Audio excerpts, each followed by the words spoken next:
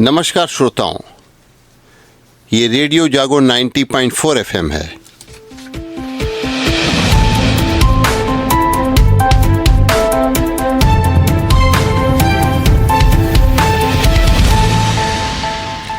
अब आप अभय शंकर गौड़ से आज की हलचल सुनिए। लोकतंत्र का सबसे बड़ा उत्सव चुनाव की आज घोषणा हो गई है और इस चुनाव की घोषणा के साथ ही तारीखों का भी ऐलान कर दिया गया है। तो वर्ष 2024 लोकतंत्र के लिए बहुत महत्वपूर्ण माना जाएगा, क्योंकि वर्ष 2024 में नई सरकार का गठन होने जा रहा है। इसी के साथ आचार संहिता भी पूरे देश में लागू हो गई है। देश की 543 लोकसभा सीटों के लिए चुनाव 7 चरणों में होगा। पहले चरण का मतदान 19 अप्रैल को और आखिरी चरण का मतदान 1 जून को होगा। 4 जून को परिणाम आएंगे। मतदान से लेकर चुनावी परिणाम आने तक पूरी निर्वाचन प्रक्रिया में 46 दिन लगेंगे। लोकसभा के साथ 4 राज्यों आंध्र प्रदेश, उड़ीसा, अरुणाचल प्रदेश और सिक्किम के विधानसभा चुनाव की तारीखें भी जारी कर दी गई हैं। उड़ीसा में 13 मई, 20 मई, 25 मई और 1 जून को वोटिंग होगी। बाकी 3 राज्यों में एक चरण में चुनाव होंगे। अरुणाचल और सिक्किम में 19 अप्रैल, आंध्र प्रदेश में 13 मई को वोट डाले जाएंगे। इलेक्शन शेड्यूल में लोकसभा सीटों की संख्या 543 से बढ़ाकर 544 सीटें हो गई हैं। इसकी वजह मणिपुर की आउटर मणिपुर लोकसभा सीट है। इस लोकसभा सीट में 28 विधानसभा सीटें हैं। 15 विधानसभा सीटों में 19 अप्रैल को और 13 विधानसभा सीटों में 26 अप्रैल को मतदान होगा। आइए उत्तर प्रदेश में लोकसभा चुनाव को लेकर क्या तैयारी है, इसके बारे में हम चर्चा करते हैं। उत्तर प्रदेश में 7 चरणों में मतदान होगा। पहले चरण में 19 अप्रैल को उत्तर प्रदेश की 8 सीटों सहारनपुर, कैराना, मुजफ्फरनगर, बिजनौर, नगीना, मुरादाबाद, रामपुर और पीलीभीत जिलों में चुनाव होगा। दूसरे चरण में 26 अप्रैल को 8 सीटों के लिए अमरोहा, मेरठ, बागपत, गाजियाबाद, गौतम बुद्ध नगर, बुलंदशहर, अलीगढ़ और मथुरा में वोट डाले जाएंगे। और तीसरे चरण में 7 मई को 10 सीटों पर संभल, हाथरस, आगरा, फतेहपुर सीकरी, फिरोजाबाद, मैनपुरी, एटा, बदायूं और आंवला और बरेली में मतदान होगा। चौथे चरण में 13 मई को 13 सीटों पर शाहजहांपुर, खीरी, धौरारा, सीतापुर, हरदोई, मिश्रिक, उन्नाव, फर्रुखाबाद, इटावा, कन्नौज, कानपुर, अकबरपुर और बहराइच में वोट डाले जाएंगे। यानी कि 13 मई को चौथे चरण में हरदोई जिले की दोनों सीटों पर मतदान होगा। हरदोई सुरक्षित और मिश्रिक सुरक्षित सीट पर 13 मई को चुनाव में लोग अपने मताधिकार का प्रयोग करेंगे। 5वें चरण में 20 मई और 14 सीटों पर, इसमें से मोहनलालगंज, लखनऊ, रायबरेली, अमेठी, जालौन, झांसी, हमीरपुर, बांदा, फतेहपुर, कौशाम्बी, बाराबंकी, फैजाबाद, केसरगंज और गोंडा में लोकसभा के लिए मतदान होगा। छठे चरण में 25 मई को 14 सीटों पर सुल्तानपुर, प्रतापगढ़, फूलपुर, इलाहाबाद, अंबेडकर नगर, श्रावस्ती, डुमरिया, बस्ती, संत कबीर नगर, लालगंज, आजमगढ़, जौनपुर, मछली शहर और भदोही में वोट डाले जाएंगे। और अंतिम 7वें चरण में 1 जून को उत्तर प्रदेश की 13 लोकसभा सीटों पर चुनाव होगा। इनमें हैं महाराजगंज, गोरखपुर, कुशीनगर, देवरिया, बांसगांव, घोसी, सलेमपुर, बलिया, गाजीपुर, चंदौली, वाराणसी, मिर्ज़ापुर और राबर्ट्सगंज में मतदान होगा। 4 जून को मतगणना के साथ परिणाम आ जाएंगे। यानी कि उत्तर प्रदेश में प्रधानमंत्री की वाराणसी सीट पर भी सबसे अंतिम चरण में मतदान होगा।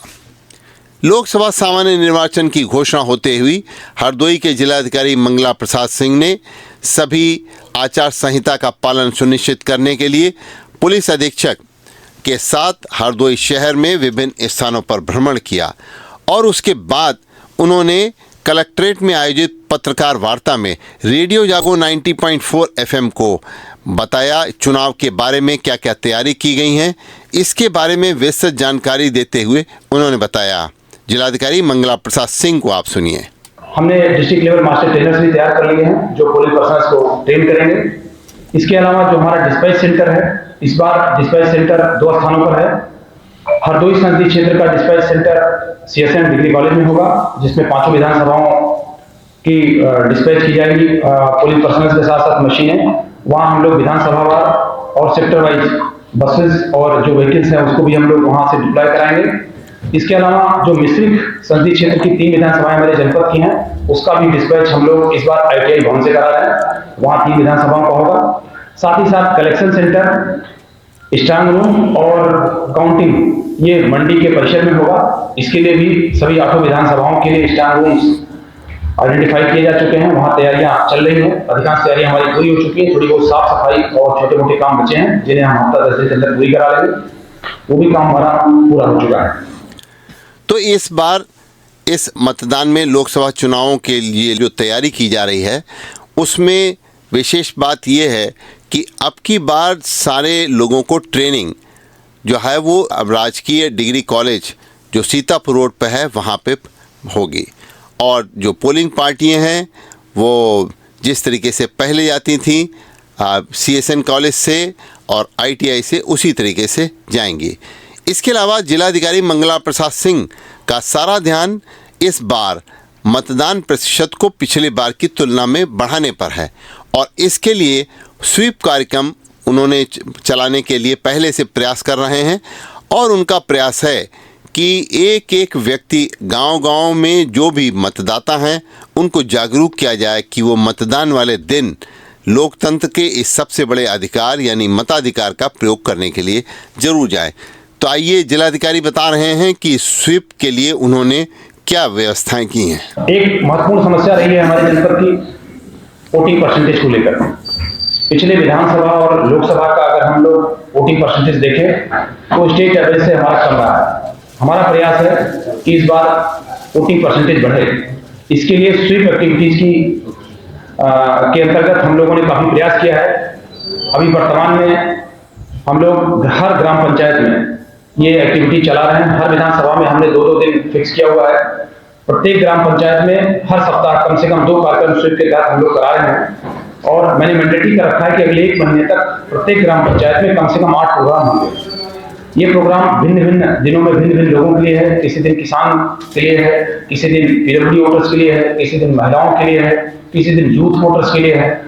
तो इस प्रकार हमारा प्रयास है कि हम लोग इसको एक अवेयरनेस प्रोग्राम के तहत लोगों में जागरूकता अभियान चलाएं और मतदाता को बाहर आने के लिए, मतदान के दिन आने के लिए प्रेरित करें, जिससे हमारा पोलिंग परसेंटेज बढ़ सके। इसके लिए हम लोगों ने बूथ अवेयरनेस ग्रुप्स बनाया है BLO की अध्यक्षता में, जिसमें 10 विभागों के हमारे कर्मचारी भी शामिल हैं।